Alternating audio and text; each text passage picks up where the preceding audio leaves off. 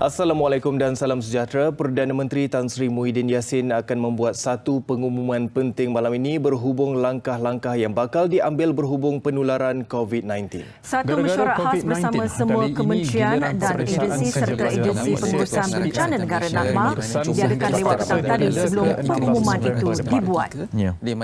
Kerajaan Kelantan memutuskan solat tarawih tidak dibenarkan di surau dan masjid di negeri itu sepanjang Ramadan. Di peringkat awal, jumlah yang terlibat adalah kecil saja, iaitu 22 kes. Dan kebanyakan kes ini melibatkan warga negara Malaysia yang dibawa pulang daripada Wuhan, China, dan warga negara Malaysia yang melawat negara yang dijangkiti COVID-19.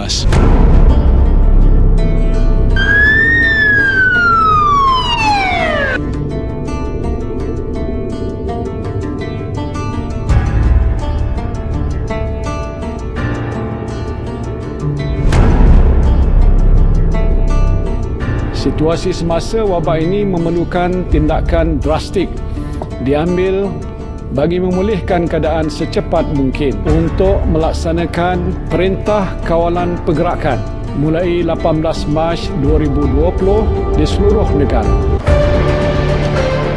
Khusus untuk umat Islam, penangguhan semua aktiviti keagamaan di masjid dan surau, termasuklah solat Jumaat, adalah selaras dengan keputusan Mesyuarat Jawatankuasa Muzakarah Khas tekatan menyeluruh semua perjalanan rakyat Malaysia ke luar negara. Sekatan kemasukan semua pelancong dan pelawat asing ke dalam negara. Penutupan semua taska, sekolah kerajaan dan swasta. Penutupan semua institusi pendidikan tinggi, IPT awam dan swasta. Penutupan semua premis kerajaan dan swasta.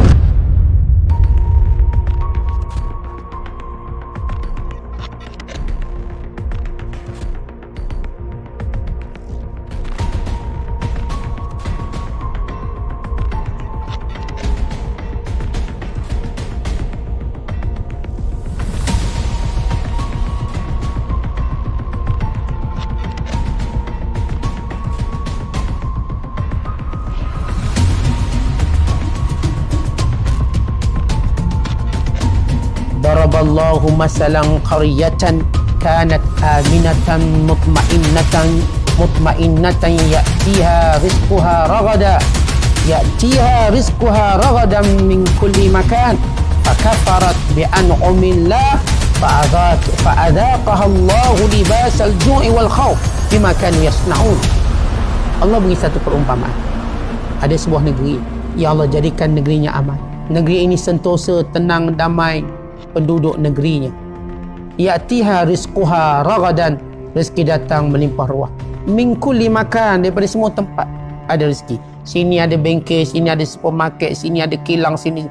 Setiap sudut negeri itu ada sumber-sumber rezeki yang banyak. Fakafarat bi an'amillah, lalu mereka mula mengingkari nikmat-nikmat ini semua datang dari Allah. Fa'adzaqaha Allah libasal ju'i wal khawf, lalu Allah Ta'ala menimpakan kepada mereka dengan rasa ketakutan, dengan rasa kelaparan dan ketakutan.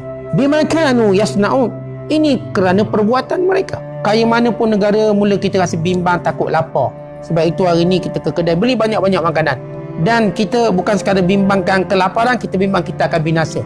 Bila Allah datangkan balanya pada manusia, maka apa berlaku? Kita akan ada dua perasaan. Pertama, kita mula bimbang kita akan lapar, kekurangan makanan. Itu yang pertama. Yang kedua, kita mula akan rasa kita akan binasa. Maka ini peringatan Allah. Tak ingat apa pun yang berlaku. Kita kata corona ke, peperangan ke, apa sahaja. Dia akan mencetuskan dua sifat panik ini. Bimbang kita kebuluran, kelaparan, dan bimbang kita akan binasa. Kenapa? Kerana kita tidak mengakui nikmat yang datang dari Allah. Sebahagian kita mula rasa nikmat ini datang dari kami, kebijaksanaan ini datang daripada kami, kemahiran ini datang daripada kami. Mana Allah dalam hidup kami? Tak ada. Maka mereka menetapkan agama tak penting. Penting kami punya ilmu, kami akan gunakan segala ilmu kami bagi mengatasi segala ujian, segala tribulasi. Tidak. Sampai peringkat ilmu manusia lemah. Sampai peringkat kemampuan manusia terbatas.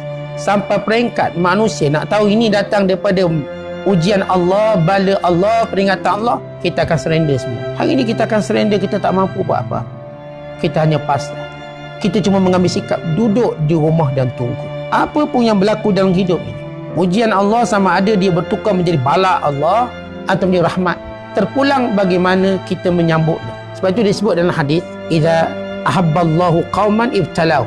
Allah bila sukakan satu kaum, Allah uji mereka. Faman radiya falahu ridha wa man sakhita falahu sakhat. Siapa yang redha dengan ujian Allah, itu tanda Allah redha pada dia. Tapi siapa yang mula tunjukkan rasa marah dengan ujian ini, itu tanda Allah murka padanya. Itu kita melihat ujian ini sebagai muhasabah. Ujian ini untuk kita kembali memperbanyakkan syukur kita pada Allah dan memperbaiki ibadat kita, bahkan memperbaiki silap laku kita.